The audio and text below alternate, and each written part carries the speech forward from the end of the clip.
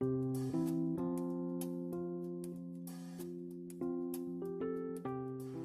ad I will be making suggestions and recommendations for is a 1950s 7-Up ad.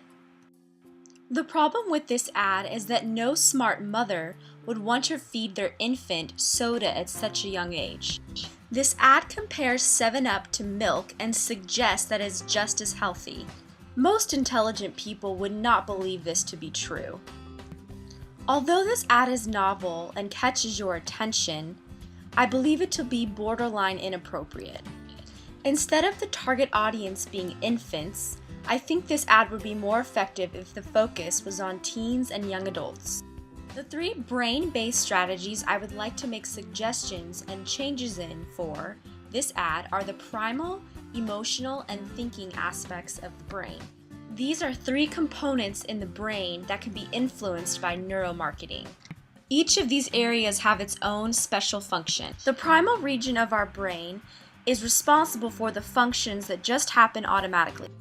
It is responsible for our basic instincts. Hunger, sex, thirst, and flight or fight are all involved in these brain processes. I think instead of the 1950s soda ad focusing on the baby drinking the soda, it should focus more on a group of young adults and teens grabbing for a 7-Up from a cooler on a summer hot day at the beach. By showing people on a summer hot day by the water, it will influence the primal component of one's brain for thirst. The next part I would like to focus on is the feeling component of our brain. This middle part of our brain plays a big part in the social and emotional experiences of our life. This is the part of the brain where emotions and impulses occur.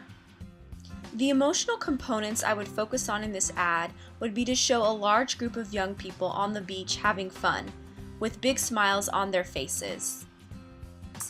The layout of the ad would be displayed in bright, vibrant colors and would appeal to the emotions of joy and happiness.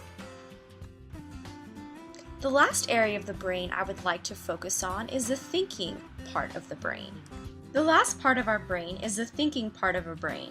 It helps us analyze, plan, and imagine. It is also the largest part of our brain.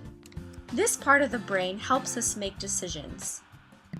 It stores memories and helps us find solutions.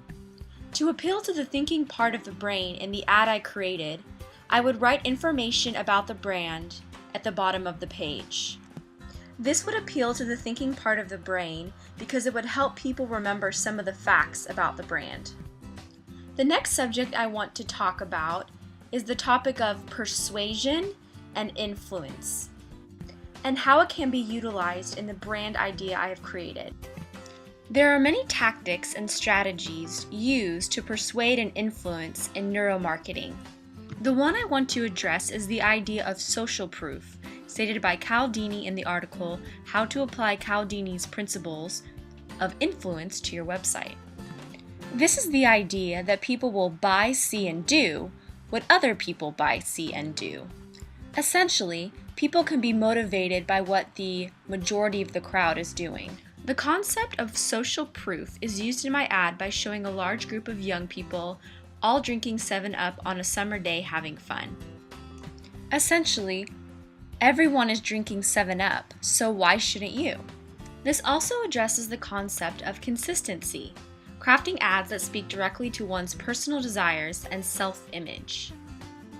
This is utilized in the beach ad by speaking to one's desire to fit in and be cool, like the young people drinking 7-Up. This can also be used by creating big headlines that speak directly to that person's persona. For an example, ice cold 7-Up is the way to go this summer break.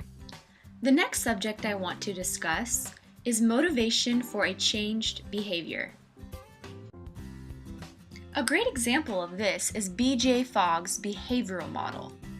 In it, he discusses 3 things that can affect behavioral change. Triggers, simplicity factors, and core motivators are 3 of the elements. Triggers involve facilitator, spark, and signal. Simplicity factors involve time, money, physical effort, brain cycle, social deviance, and non-routine. Core motivators involve pleasure, pain, hope, fear, social acceptance, and rejection. The BJ Fogg model is first utilized in my ad by the initial visual spark of the beautiful beach photography.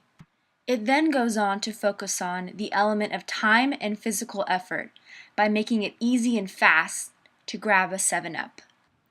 It then touches on the core motivators of social acceptance and pleasure. Everyone is drinking the 7-Up. It tastes good and everyone is having fun. All of these elements combined can potentially bring about a behavioral change and cause someone to buy the 7-Up product. In the Jones and Davis correspondent inference theory, these two psychologists suggest that there is a direct correspondence between motive and behavior. For an example, in the beach ad, a person's motive might be to fit in, therefore purchasing the 7-Up brand. I hope you enjoyed my brain-based media suggestions and recommendations video. Thanks for watching.